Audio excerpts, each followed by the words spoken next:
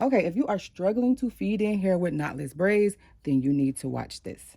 Now, I'm going to show you a simple way to do a knotless braid without having to stop and keep adding in hair. So first we're going to take our square part and we're going to split it in half through the middle. Just like that. Don't worry about it being perfect. It don't need to be perfect. Just split it in half. You can literally just do it with your finger if you need to.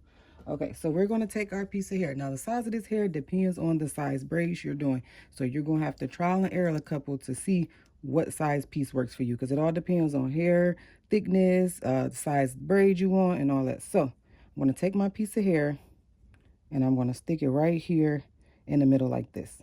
And to hold that right there, I'm just going to take a clip and I'm just going to clip it so it stays right there, so it's easy.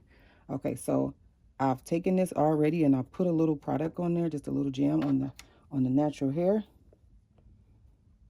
And I, should have combed that through before I put the piece in there. Okay, so I just put a little product on there so I can smooth the top. Now I'm going to split this into 3, just like this.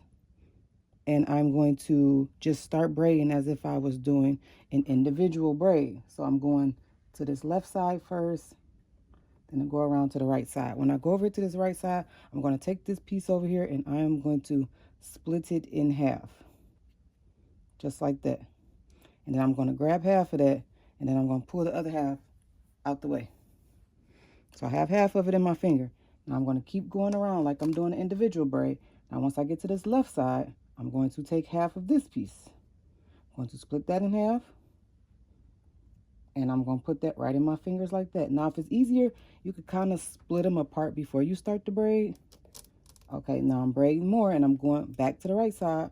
I'm adding in this last piece over here. Continue to braid and I'm going to add in this last piece over here. Right into my fingertips. And then I'm just going to braid this down. Now, as you can see, we have a nice knotless looking braid right there.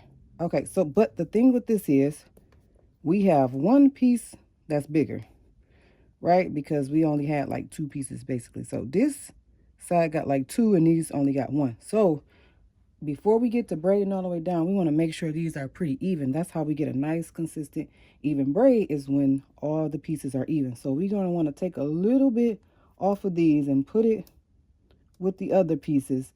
That way it's more even. And then we continue to braid down.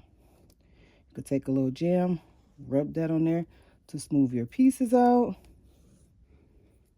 to keep your braid smooth and nice and neat.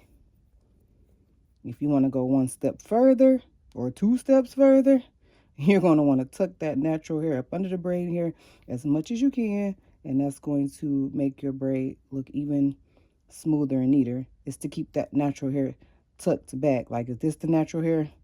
We want the braiding hair like wrapped over it or around it to keep that looking neat like that. And if you see, you can lift it and move it around and all that stuff. So that's how you get a knotless braid without doing the feed-in method. Now, I would suggest you learning the feed-in method because it's really not as hard as you think. I have my square parted out. I'm going to slick a little product on that. Comb it through. We always want to comb it through. Anytime you put product on there, you want to make sure you comb it through all the way, because when that product is just sitting on top of your hair, that's when it's turning white and caking up and all that stuff. So make sure you comb it through really good. Now I'm going to split this into 3,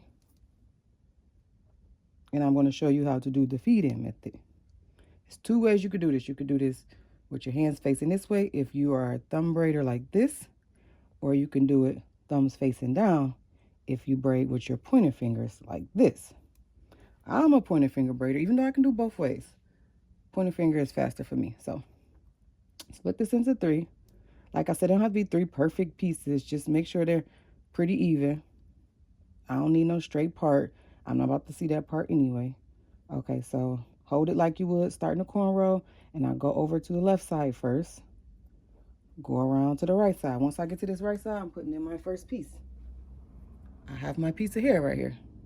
I like to put it around my pointer finger, grip it, stick my thumb through.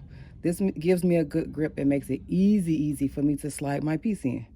Now, if you look right here, This is what I call my mouth. I'm putting my piece right into there. So it's going around my pointer finger like this.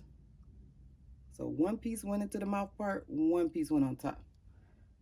Good grip on that. Make sure your hands are all the way up to the scalp because you don't want it to be loose or sliding. Good grip. Go around, back to the right side. Every time we get back to the right side, we're adding in another piece. They're all the same size.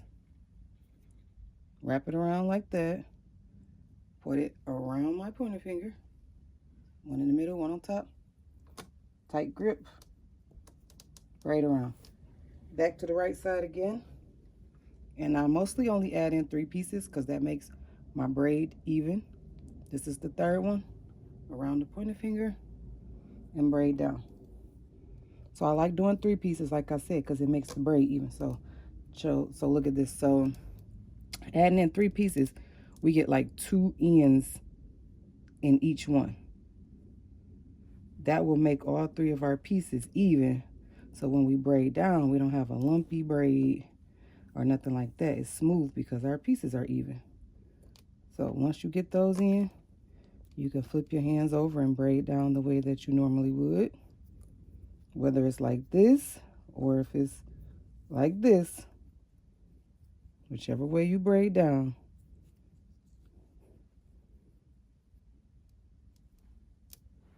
And as you can see, that's easy to get the knotless braid in that way. So this is for people who struggle with feeding in. This is if you want to learn how to feed in.